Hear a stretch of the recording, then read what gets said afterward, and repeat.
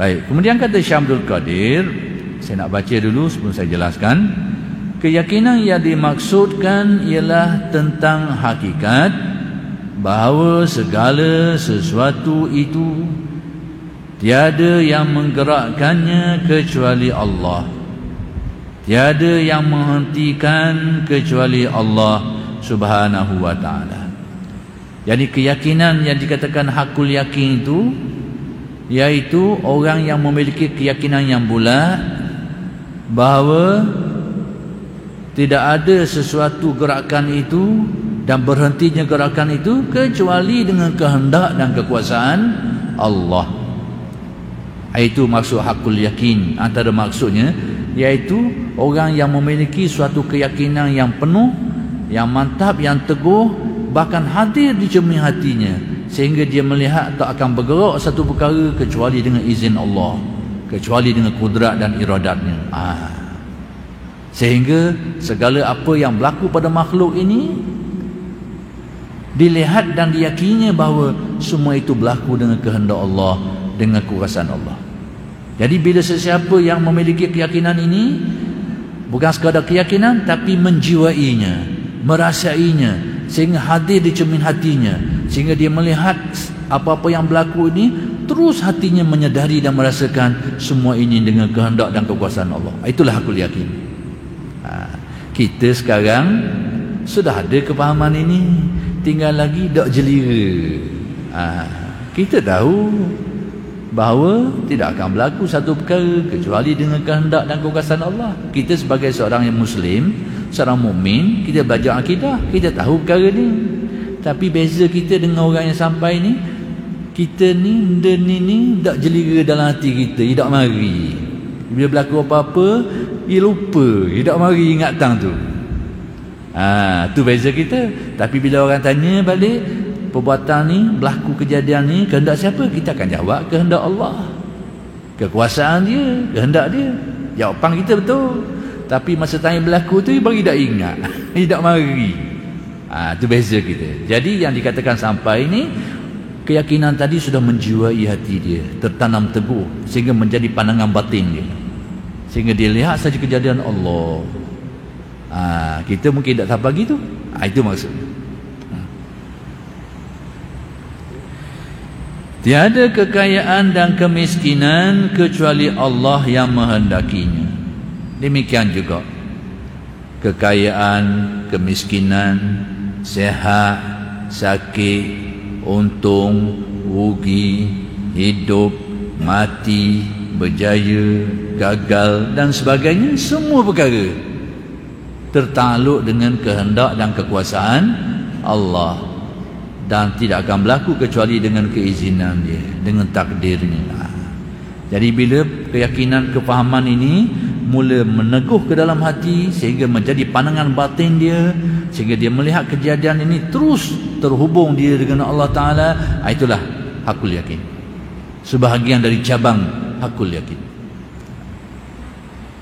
Bahkan pada waktu itu dia tidak lagi melihat kepada sebab musabab. Bila dia tidak lagi pandang kepada sebab musabab, dia lihat kejadian semata-mata dengan kehendak Allah, dengan kekuasaan Allah, maka itulah yang dikatakan hakul yakin. Jadi hakul yakin ni, bila pandangan kepada sebab musabab sudah terhapuh dari pandangan batin dia, hatinya hanya melihat keyakinan itu saja, itu hakul yakin.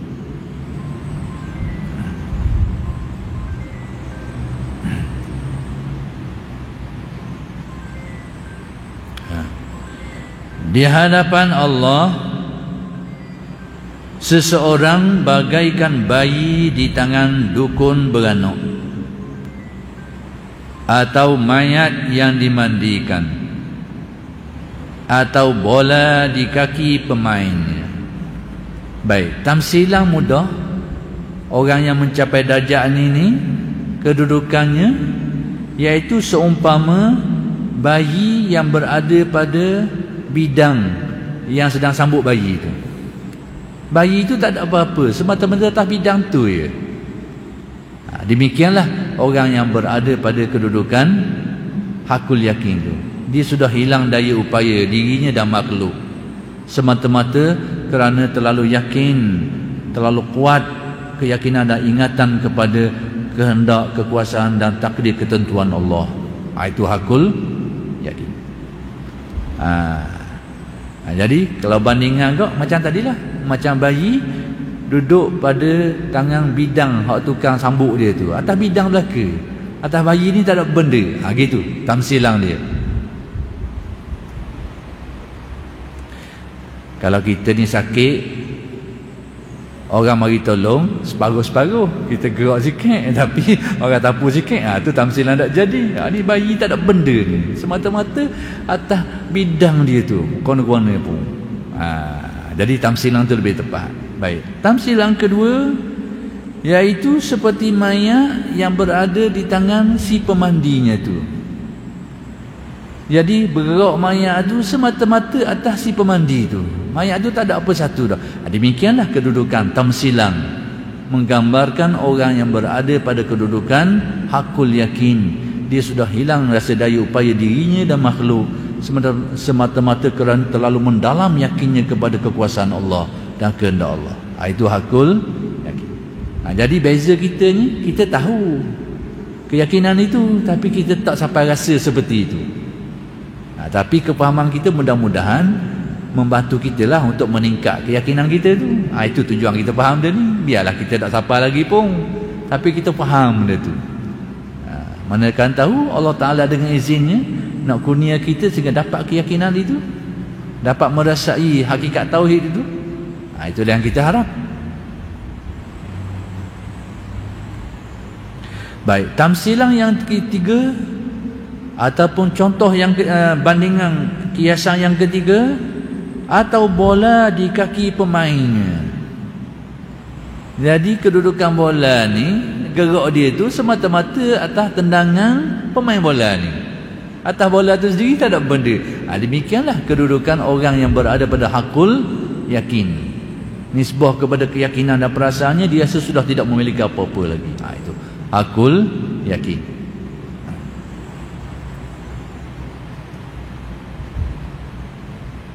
Jadi hakul yakin ini dia melibatkan keyakinan dalaman.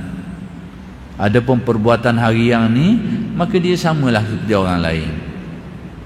Sekiranya dia ini orang yang waras. Waras dengan erti akal dia kuat, kecuali dia merupakan seorang yang majzub. Ini istilah tasawuf. Orang yang akalnya tu padang sekejap, gelap sekejap kerana keyakinan dia tadi tu, keyakinan yang kuat tadi tu menyebabkan akal dia terpadam sekejap. Itu orang panggil majzub. Tu tak boleh nak buat bandingan, tak boleh nak buat ukuran. Tindakan dia tu mungkin tak waras lah. Tapi kalau dia seorang yang mustaqim, orang yang waras, keyakinan itu tetap ada, tapi akal dia waras. Akal lah yang mengatur tindakan dia ni. Tapi keyakinan tadi tetap yakin, tetap bulat.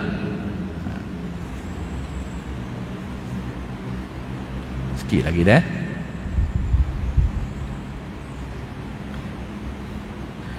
Tak kuasa apa pun kecuali kehendak Allah Subhanahu wa taala.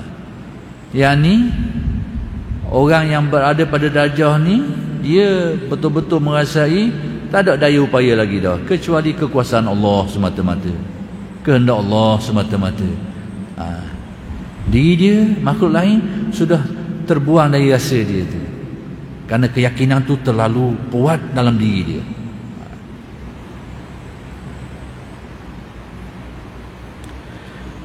Tak akan mendengar dengan demikian ia tak akan melihat kecuali hanya kepada Allah.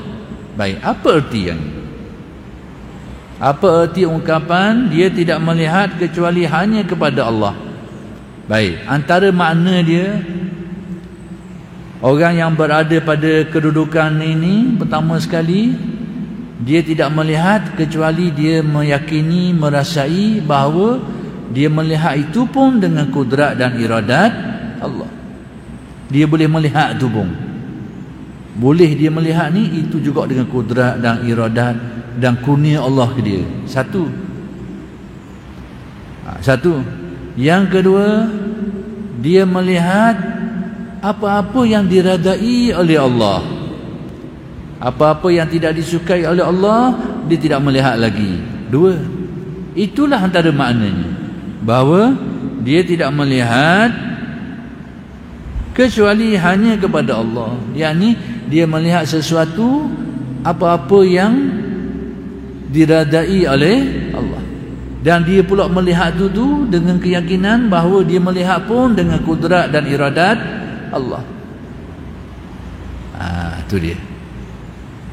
Yang ketiga, makna dia melihat, tidak melihat kecuali hanya kepada Allah, bahawa dia melihat makhluk ini adalah cerminan yang memperlihatkan kepada sifat-sifat kesempurnaan Allah. Inilah kedudukan. Jadi maksud kata-kata di sini, orang ni dia tidak melihat kecuali hanya kepada Allah, merangkumi tiga makna tadi tu.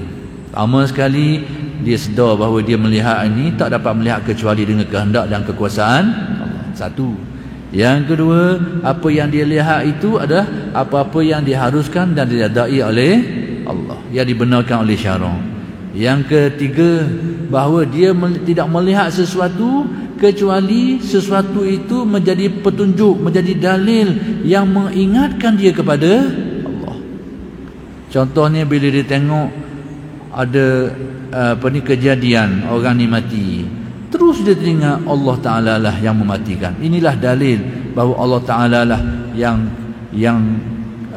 menghidup dan mematikan. Mana ni kejadian depan mata dia ni, Allah mati dah orang ni, hidup orang ni.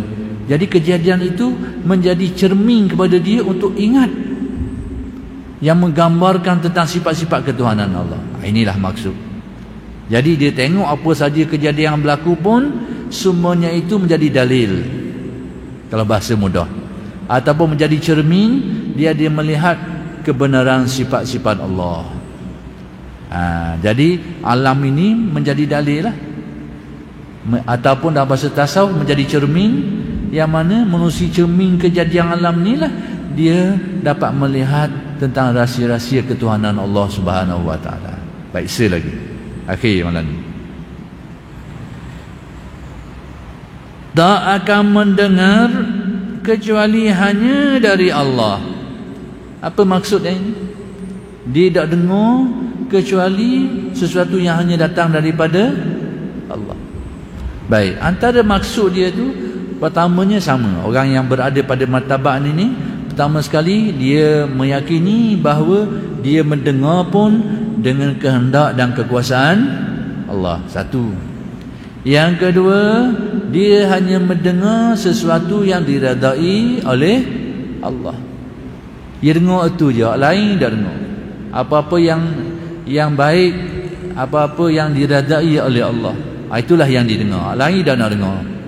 Yang ketiga, iaitu apa-apa yang didengar ni, bahawa dia melihat semua ini yang menggerakkan suara-suara, suara burung, suara binatang tu, suara binatang ni, suara orang.